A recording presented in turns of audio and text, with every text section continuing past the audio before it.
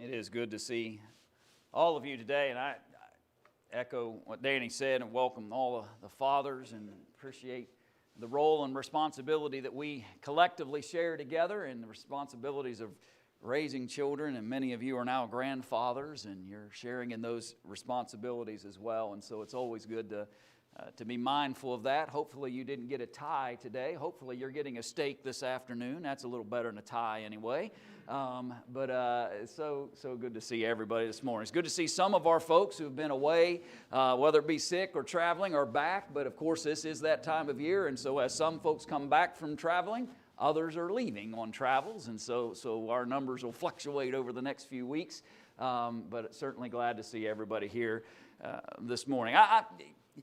I think about this text here in Ecclesiastes chapter 12 with you for a moment, and I'm not trying to be dark here, and sometimes you come to this text, particularly verse 7, kind of brings that kind of thought process to us, but I really just simply want us to think about this narrative as a reminder that there are a lot of realities that you and I need to accept that come along with life. In this particular narrative in Ecclesiastes 12 and verses 1 through 7, he's telling us to remember the Creator in the days of your youth because getting old is hard. That's kind of what he says. That's a summation, but he talks about the grinders, the teeth, they're falling out. He talks about the hair is growing gray. He talks about the legs don't quite run as fast as they once did. He's talking about the aging process there in those 7 verses. And ultimately, all lives that are eventually fade and return to the dust from whence they came. And there's a lot of reality then in between.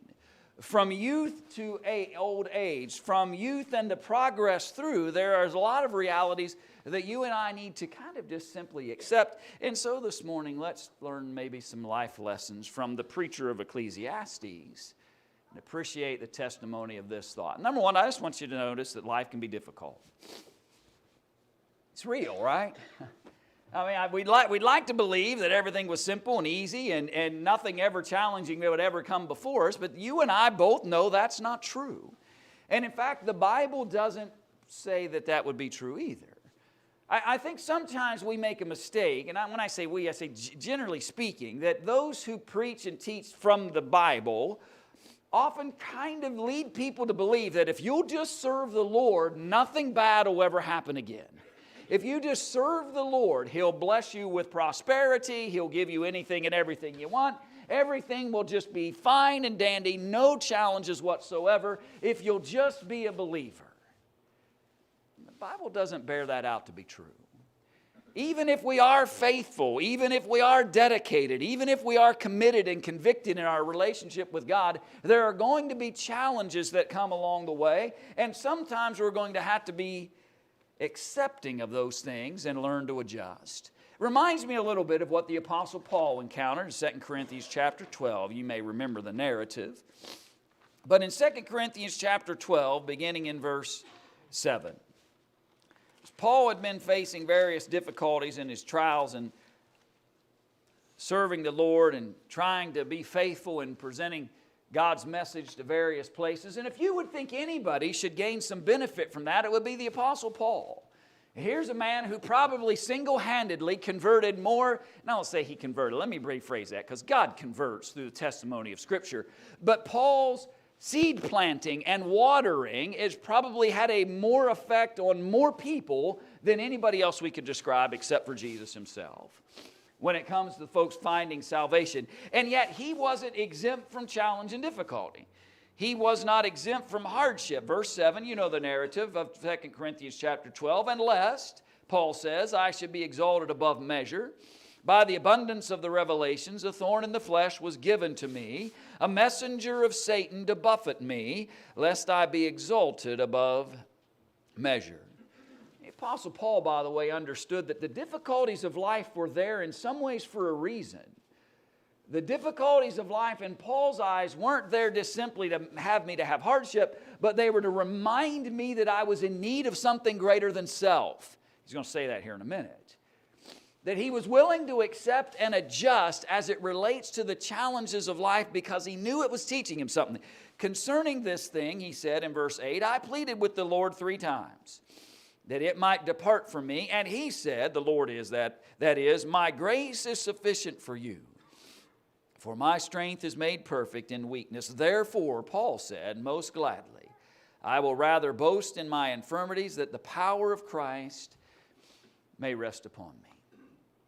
If I need this thorn in the flesh, Paul says, to make sure I'm reminded daily of who it is I'm really dependent upon, if I need this thorn in the flesh, this messenger of Satan to buffet me on a daily basis so that I will consciously remember that I need the grace of God every day, Paul says, I'll accept and adjust to that challenge. I encourage all of us this morning to appreciate that principle as well. Fact, reality, number one, God is not going to kick every hardship and difficulty out of your way. At times He may. I don't always know how God functions and works within the lives of men, and there may be times where He looks at a situation and realizes that may be more than I can bear, that may create temptation and hardship that I cannot overcome, and He finds a way to kick that out of the way, but He's not always going to do that. And you and I need to accept the fact that when we get that imagery, like we talked about a moment ago, where if you just serve the Lord, everything will be great. What happens sometimes is the first difficulty comes to those young Christians, and they begin to flee their service to God because they were counting on the idea that no problems would ever come. Life can be difficult. And sometimes we're called upon to accept and adjust rather than just have it removed from us. And maybe learn from those in the Old Testament in Numbers 13, and I won't read all of that narrative to you today, but sometimes our process is to complain about the difficulties. And friends, we could go into narrative after narrative after narrative after narrative in the Scriptures that would illustrate to us that complaining never helped anybody. It doesn't resolve anything. Now, maybe in your mind or in my mind at times we feel like, well, if I could just rant for a minute, right? If I can just rant for a minute, that's a word we use nowadays. If I can do that for a little while, then maybe I'll feel better. Until the next rant, and the next one, and the next one, right? And the next thing you know, all I have in life is a pattern of complaint and rant over anything and everything that's difficult. They lost the promised land over it because all they could see is the problems.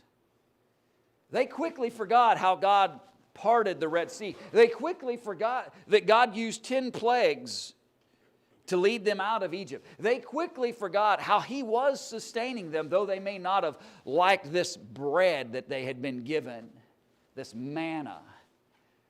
Maybe the water they received wasn't exactly what they had hoped for.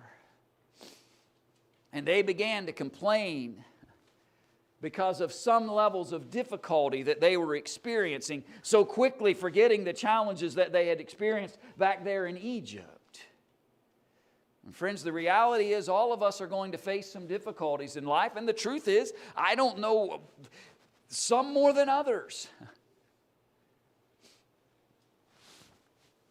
But complaining about, well, why does that guy have it easy and I don't? And you may not actually know all of his circumstance, by the way, when you point to those kind of comparative things. The truth be known, sometimes when I find myself doing that, probably the case is that person is adjusting and accepting better than I am.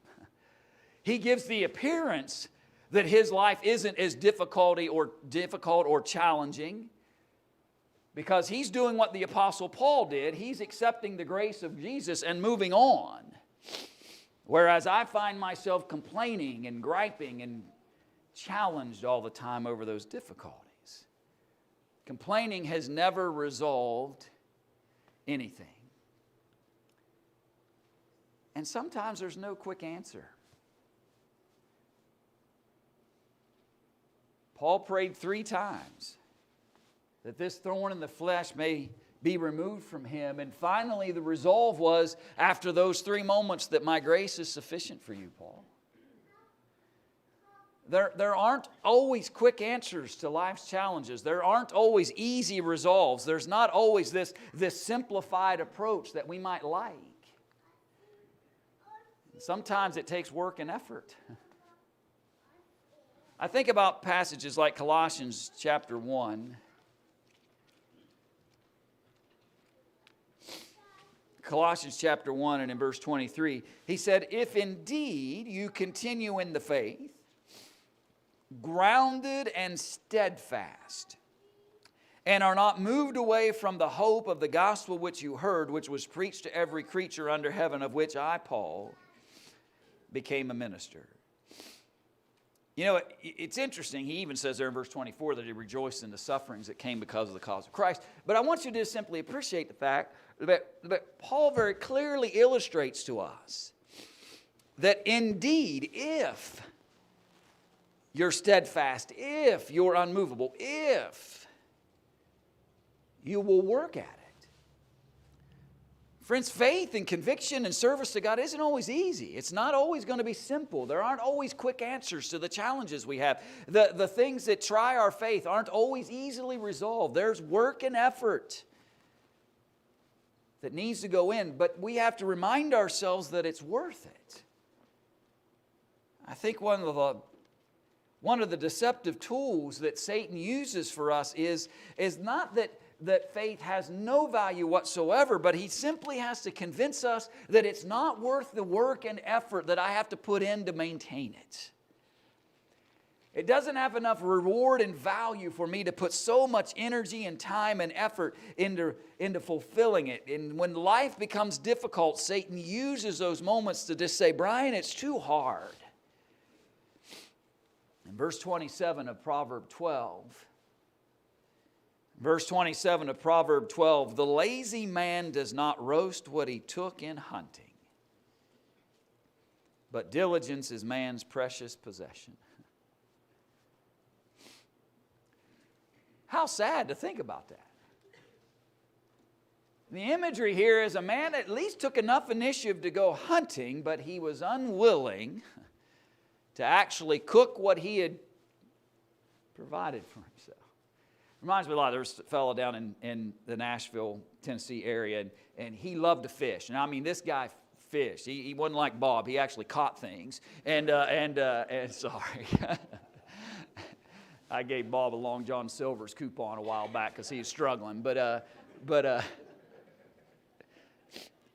anyway, this fellow loved to fish, and he would catch, a mess of fish every time he'd go. And there were always people saying, "Boy, I'd love to have some fish. You catch some fish, I'd love to have some fish." So he got home one and had a pile of it. He didn't know what to do with it all. So he calls these folks, and you know what they all asked him? Are they cleaned?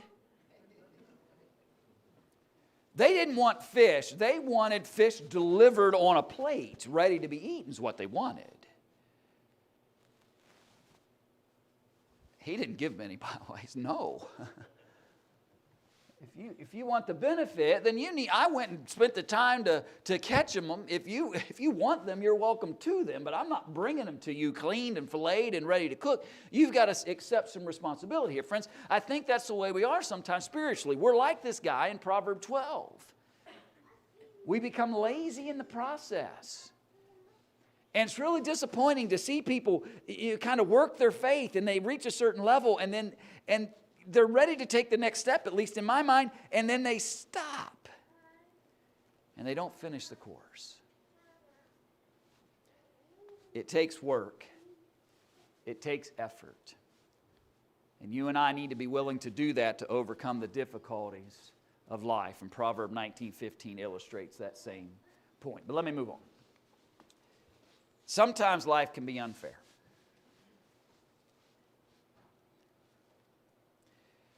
Or at least it can appear to be such. Unfair is a relative word, by the way. It's kind of hard to know exactly how to. Unfair compared to what, right? That's a hard word. But sometimes it can appear like I'm not receiving. And the truth of the matter is, Jesus even taught that good and bad happen to everybody. And whether you or I want to label that as unfair, it doesn't change the reality. Good and bad are going to happen to everybody. in one form or another. Yours might be different than mine, but it happens. The difficulties that often come and the challenges that are often faced. I think about this narrative here in Matthew chapter 5, verse 43, beginning to get the context. You have heard that it was said, you shall love your neighbor and hate your enemy. But I say to you, love your enemies. Bless those who curse you. Do good to those who hate you. And pray for those who despitefully use you and persecute you. When people treat you unfairly, you or I can respond in kind, or we can pray. We can love. We can bless. It's a choice we're going to have to make. Because the reality of life is all of us at some point in time are going to receive what might be qualified as unfair treatment. It's going to happen.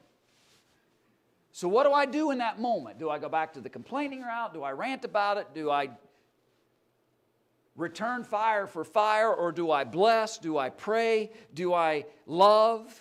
Do I do good? Because that's what Jesus challenges us to do. That's how Jesus says, you want to overcome unfair treatment? Love, do good, bless, pray. You want to overcome those moments where you feel like you're not getting a fair shake? That's how you respond to it. Notice verse 45. That you may be sons of your Father in heaven, for He makes the sun rise on the evil and on the good. And He sends the rain on the just and on the unjust. Sometimes we jump straight to verse 45. And I didn't want to do that with you because there's a greater context here, right? He doesn't say that statement isolated. He says it in the context of this idea of when you're treated unfairly, when you feel like you're not being treated in the right ways, this is how you should respond to it. Because the rain's going to come to everybody sometimes. The sun is going to come to everybody. But friends, I'm encouraging all of us today to accept this reality so that we'll see the sun when it actually is there. But if we look at life as always being unfair, I'm always not getting the fair shake, I'm never getting the right kinds of things, I'm never being treated in the right kinds of ways, we'll never see the sun. The one in the sky and the one in heaven. They'll both be hard to see. Because all I'm doing is being consumed by what appears to be unfair, or even the reality of what are challenges and difficulties that are clouding the way. Reality is good and bad happen to everyone. And so let's just focus on the inner man. In those moments, don't get caught up in the temporary challenges. Those are times, rather than to be consumed with this outward man and what he might be struggling with, to really get focused on the inward man. Notice verse 15 of 2 Corinthians chapter 4. For all things are for your sakes, that grace, having spread through the many, may cause thanksgiving to abound to the glory of God. I have the grace of God. Thanksgiving will abound because of that. Therefore, we do not lose heart. Even though our outward man is perishing, yet the inward man is being renewed day by day. It doesn't matter what happens to the outward man. When my inward man is focused on the grace of God, I am renewed day by day. That's what Paul says. And just a quick test might be for us to remember is, if I feel like I'm perishing day by day rather than being renewed day by day, ask this very basic question: where's my focus? Because I guarantee you, I think I can guarantee you based on this scripture, that if you feel like you're perishing every day, I'm focused on the outward man. If I feel like I'm renewed day by day, even despite the challenges my outward man may be facing, I'm focused on the grace and inward man of God. It's a quick test. Now that may be oversimplified, I get that. But it's a worthwhile quick test to ask ourselves, where's our focus? Where am I paying attention to the most? Or what am I paying attention to the most? And if it's the outward man, then I'm going to just feel that struggle all day long, and I'm going to feel like everything's unfair. But if I focus on the grace of God and know that I was unworthy, it was unfair for Jesus to have to die on my behalf. I was unworthy of the grace of God, and yet He gave it to me. I've received it, and I've benefited from it. It will strengthen me when I consider those things. When I have that genuine Christ-centered life, when He is genuinely my daily focus, I can guarantee you that every time in my life where I've went down that path like all of us have, of something's not fair and why did it have to happen that way and why was I being treated this way, I shoved Jesus right out of the center of my life in those moments. If I had pulled Him even closer to the center of where I was, maybe I would have gotten through those things in easier ways and quicker ways. If I had remained Christ-centered. Number 3. Let me turn the attention around. You can find joy then. Yes, life is difficult. Yes, reality is that it can be unfair at times. But joy doesn't have to elude me because of those things. Joy can still be found despite those things. I want to go back into the Ecclesiastes letter for a few minutes, and I want you to notice a couple of texts. Ecclesiastes 2. Ecclesiastes 2, and I want to look at verse 24.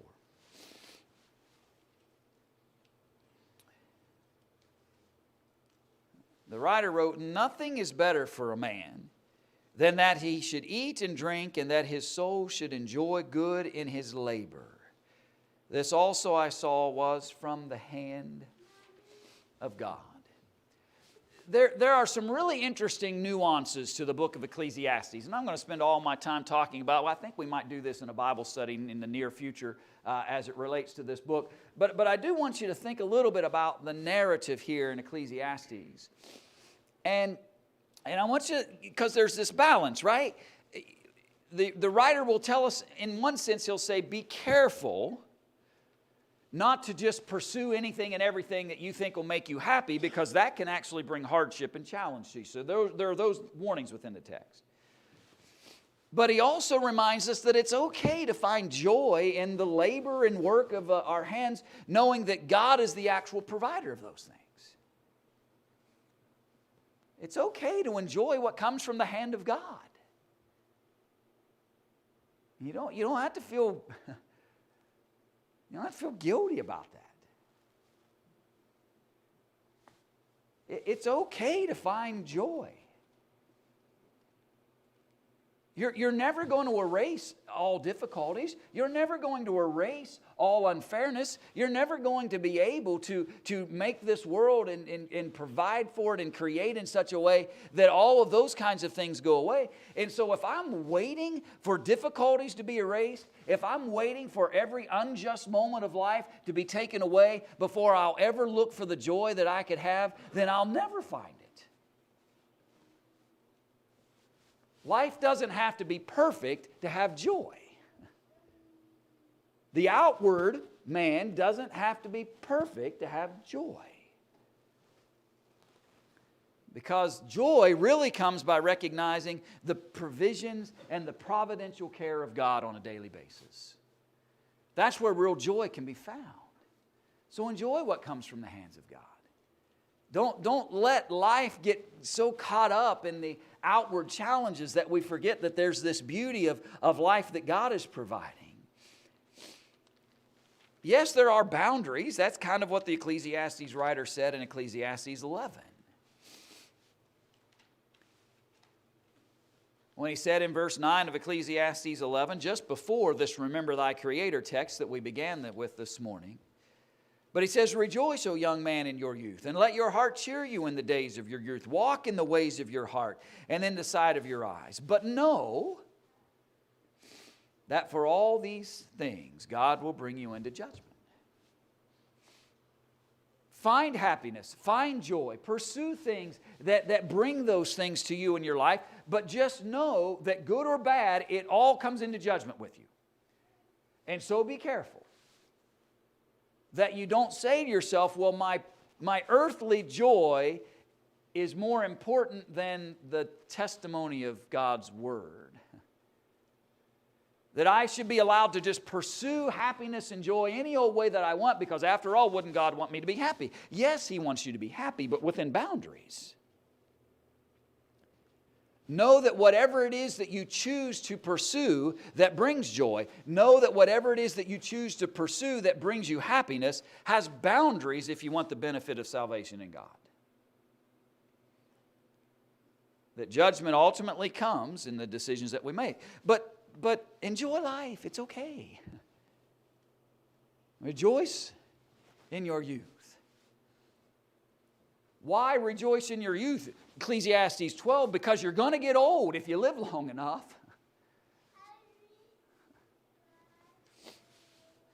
I'm sorry, Deborah. I apologized ahead for what I'm about to say. We, on a whim yesterday, decided to run up to Kennywood and ride some roller coasters. I'm not 18 anymore. Deborah isn't even close to 18 anymore. Them things beat us up. It was fun in the moment. It didn't feel so good getting out of bed this morning. We're all getting older, right? We're blessed with years. We're growing older. And know that as life goes on, the difficulties and challenges come. So make wise decisions in your youth. Be careful what you pursue and how you seek joy and happiness, because if you live long enough to get older, all of that's going to come back. So enjoy life. Be happy. Find joy within boundaries, knowing the judgment of God is coming, and knowing the difficulties that we create for ourselves that will rob us of joy if we're not wise in those decisions. And know this: life isn't predetermined.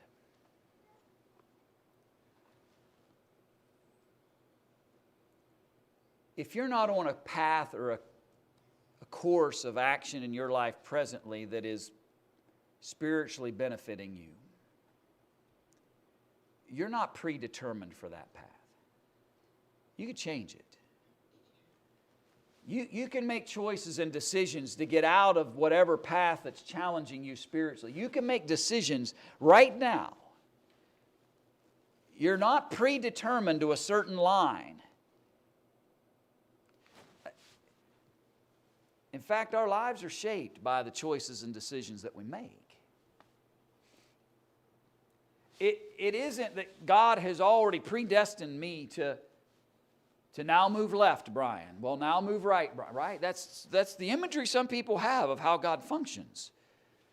That He's directing and forcing and moving every single, and that I don't believe is what the Bible would say of how God functions at all. He isn't predetermining. He's setting choices and decisions in front of me, if you will. He's allowing for those things to have to be decided upon, but it's not predetermined. I can make choices that affect both positively and negatively the kind of life that I have. What I choose will affect my life. Go back into the book of Deuteronomy for just a moment. I'll show this illustration in something the Old Testament writer wrote in Deuteronomy chapter 30, verse 19. Deuteronomy 30, verse 19. I call heaven and earth, he says, as witness today against you that I have set before you life and death, blessing and cursing. Therefore choose life. Notice that neither one of those was predetermined for them. The opportunity to choose things that provide life or to choose things that provide death are set in front of us, but it wasn't predetermined which path they would take. Choose. Choose.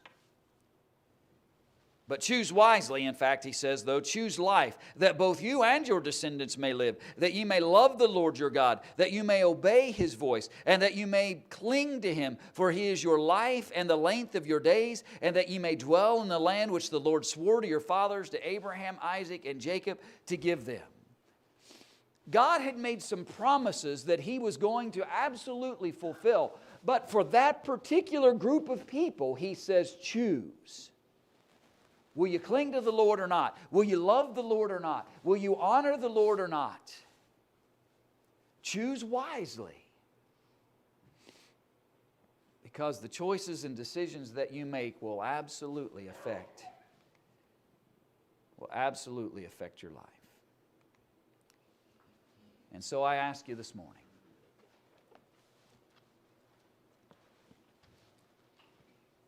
have I let the difficulties, have I let what I believe to be unfair in life dominate my thinking? I'm struggling seeing joy because all I see is the rain, even though God is providing sunshine as well. Have I let the difficulties and unfairness and realities of those things in my life force me to forget that joy can be found? Am I sitting here today thinking about the fact that somehow I'm on a path that I can't change or that I can't make decisions about or that I can't remove? That's not true spiritually, particularly.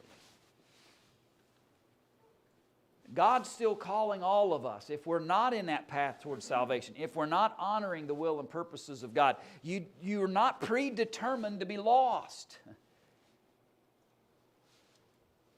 God sets salvation and death in front. It's choose. Make a decision. But no one will bring joy and happiness and peace and provide grace. Because those realities we talked about this morning, they're not going away. Either way we choose. I could choose to reject God, and guess what? There's still going to be things that are unfair. There's still going to be things that are difficult. There's still going to be things that cloud our joy. None of that reality is going away. But if I choose life, if I choose God, now I have the grace and strength and encouragement to get me through. So will you choose God today? Can we help you do that? He's calling faithfully every day to encourage any and all who would come to Him. And if we could help you respond to the gospel message this morning, won't you come while we stand and while we sing?